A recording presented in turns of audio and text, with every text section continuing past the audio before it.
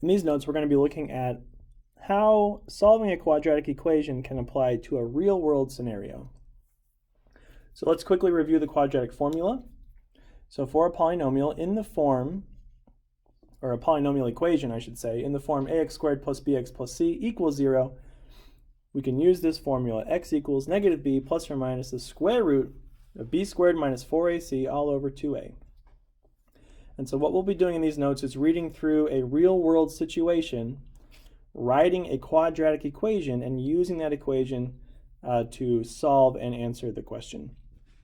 Now, we've learned several different methods for solving a quadratic equation. In these notes, we'll use the formula, even though it might not always be the best or most efficient method for solving.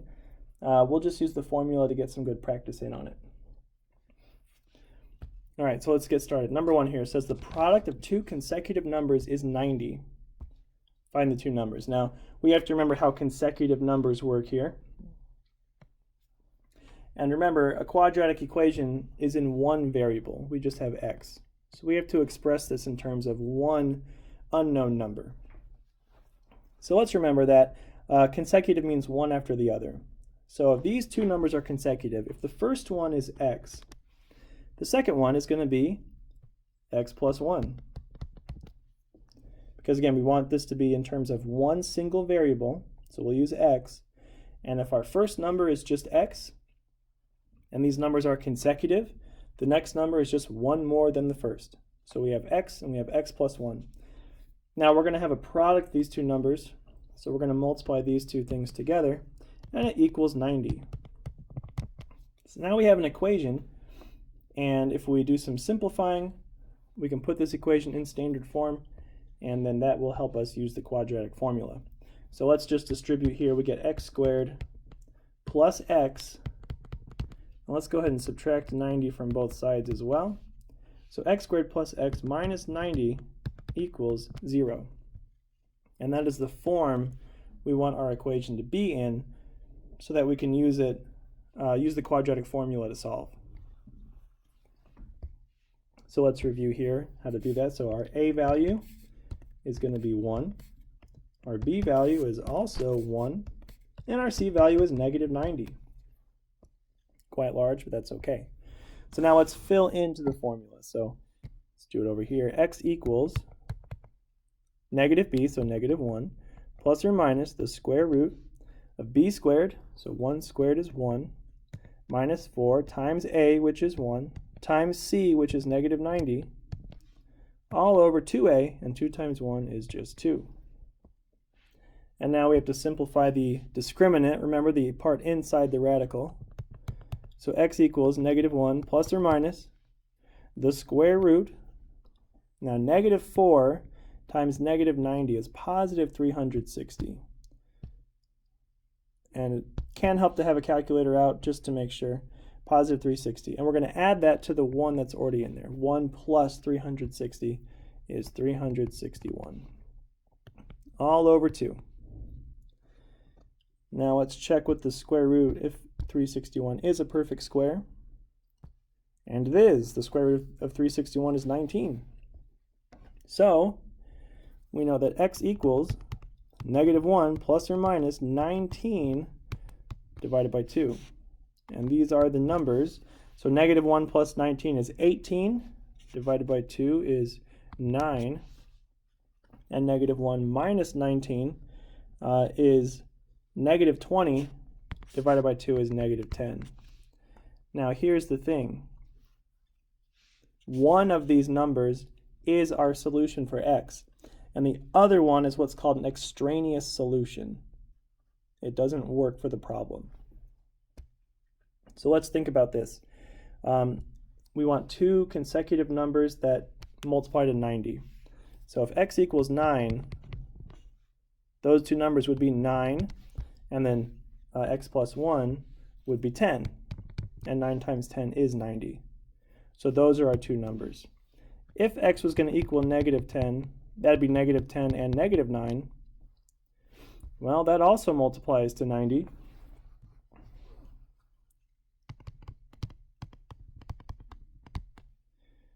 So to be honest, those two numbers work as well.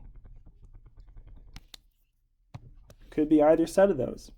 Now, I would say most of the time we're talking about positive numbers. If it doesn't say, assume positive. Often it will specify. And if it was talking about a real world number, you know, like dollars or feet, something like that, typically you do want the positive result. So we'll assume we're looking for the positive answers, but technically the way this problem is worded, the negatives would be okay too. But usually 9 times out of 10, you want the positive result from the quadratic formula. All right, let's look at the next one. We have the length of a rectangle is 5 more than the width. Anytime you have a problem where you have a rectangle or a square, something like that, it is helpful to draw a picture, just to help get your mind around what's happening. And that's not a perfect rectangle, but it'll do. There we go. We'll just color that in. Make it match. Okay, the length of a rectangle is 5 more than the width. Well, we don't know the width. Let's just call it W. And if the length is 5 more than the width, we know that the length is W plus 5. Right? We don't know these, so we might as well just make it up. We can call the width W, and the length would then be 5 more than that, which is W plus 5. And the area here is 104 square inches. What are the dimensions? Well, we have to use what we know about the area of a rectangle.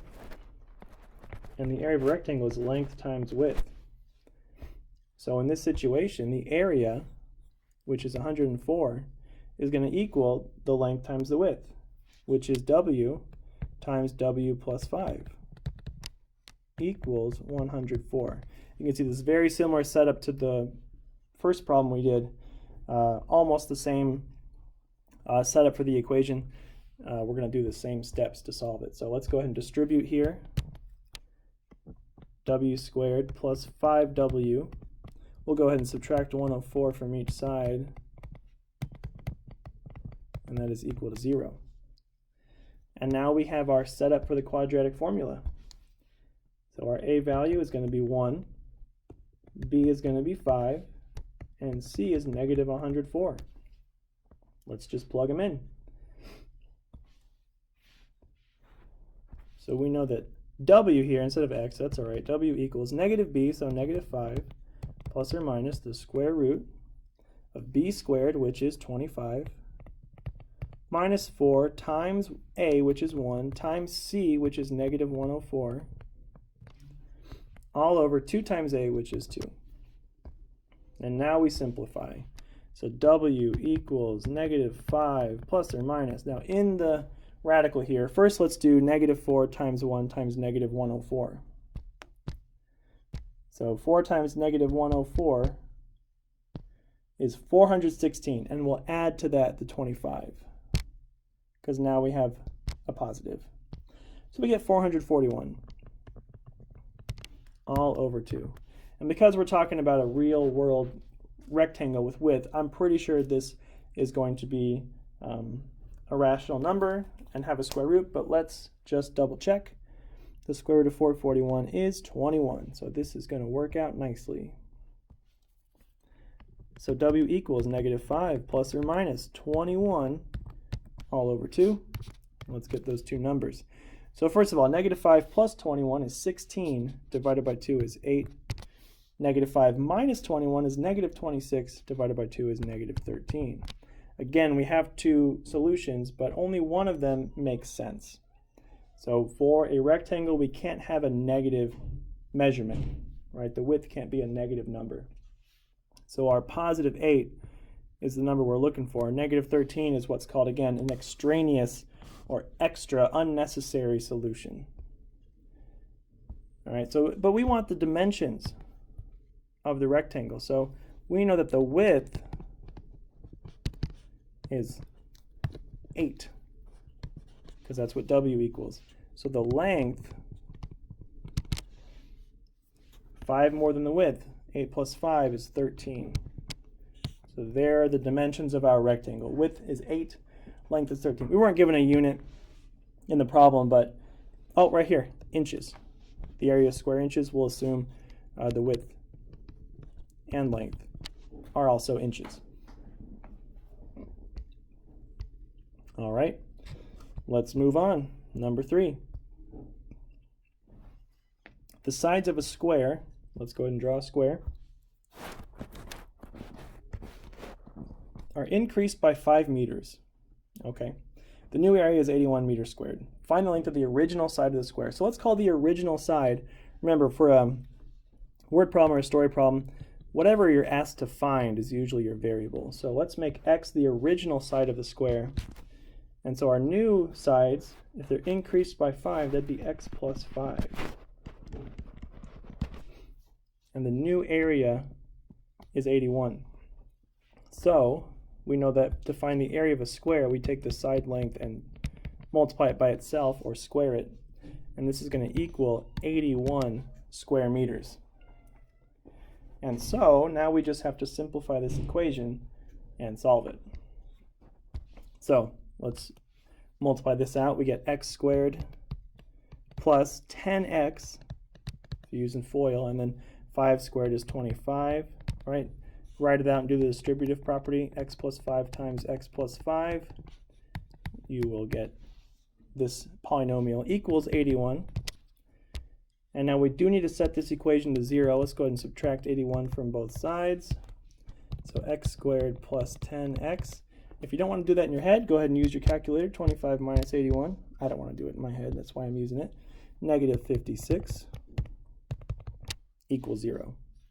And now we can use the quadratic formula. So a here is going to be 1, b is going to be 10, and c, negative 56.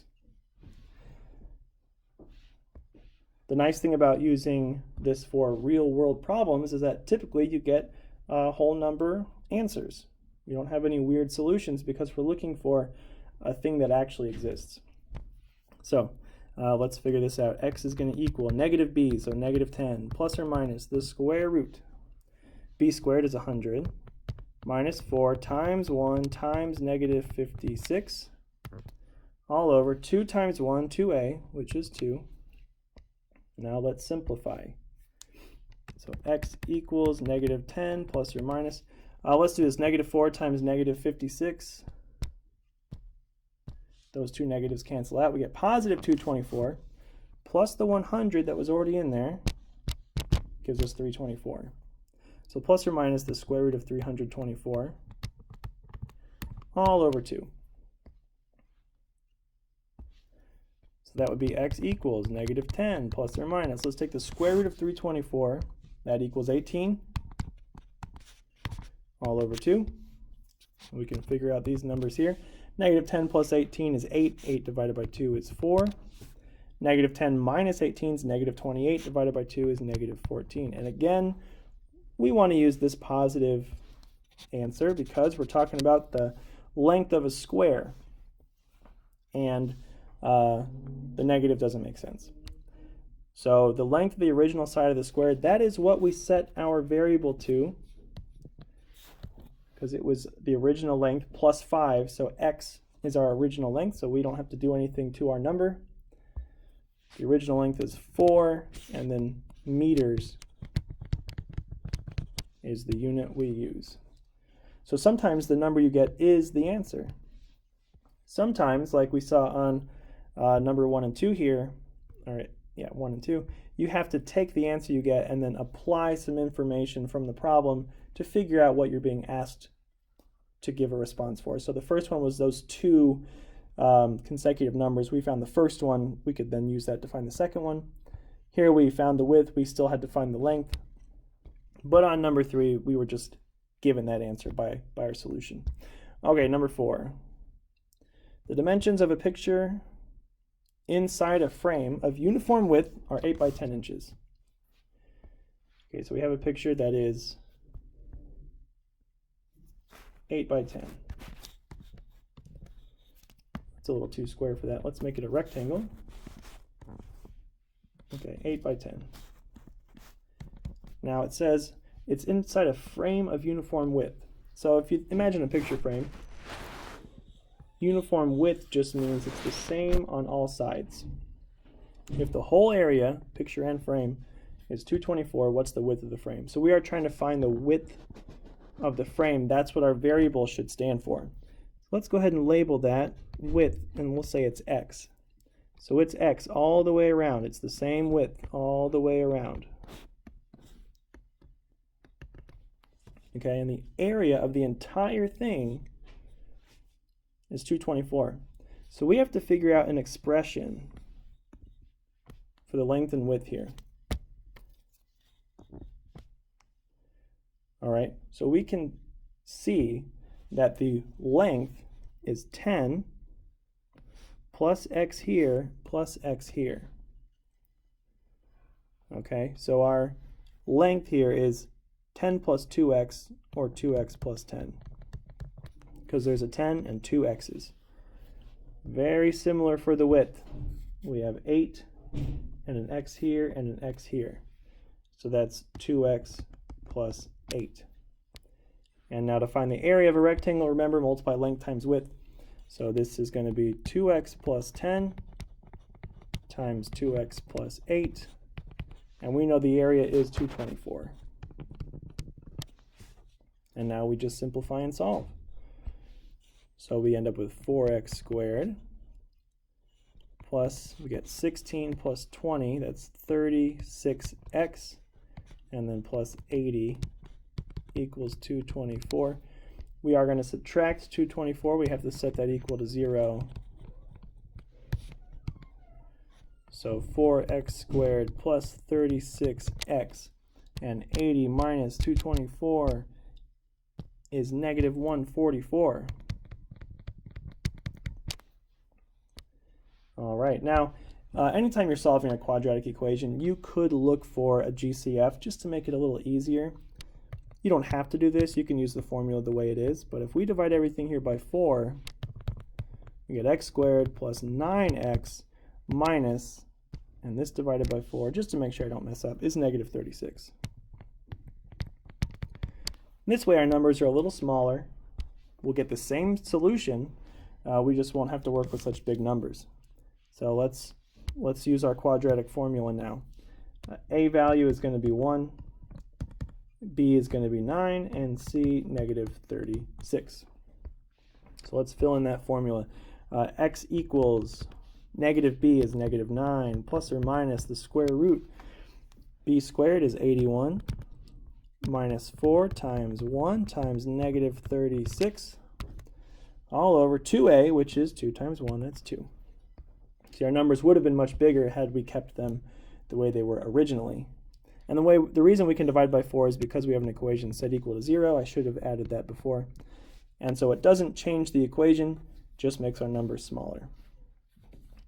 All right, let's simplify here. X equals negative 9 plus or minus, again, negative 4 times negative 36. It's 144 plus the 81 that's already inside, 225. All over 2. And the square root of 225 is 15. So x here equals negative 9 plus or minus 15 over 2, which gives us negative 9 plus 15 is 6, and 6 divided by 2 is 3. Negative 9 minus 15 is negative 24, divided by 2 is negative 12. And again, we want to use the positive solution because we have a real-world situation which uses a positive number. So it asks, what is the width of the frame? That is what x stands for, and this is what x equals, so that is our answer, 3 inches wide. So that frame is 3 inches wide, and it surrounds that 8 by 10 picture. So anytime you have a word problem here, story problem, a real-world situation, read through it. Try to understand, draw a picture if you need to, understand what the question is asking, write yourself a quadratic equation, simplify if you need to, and then use the formula or any other method, but the formula will always work to find your solution.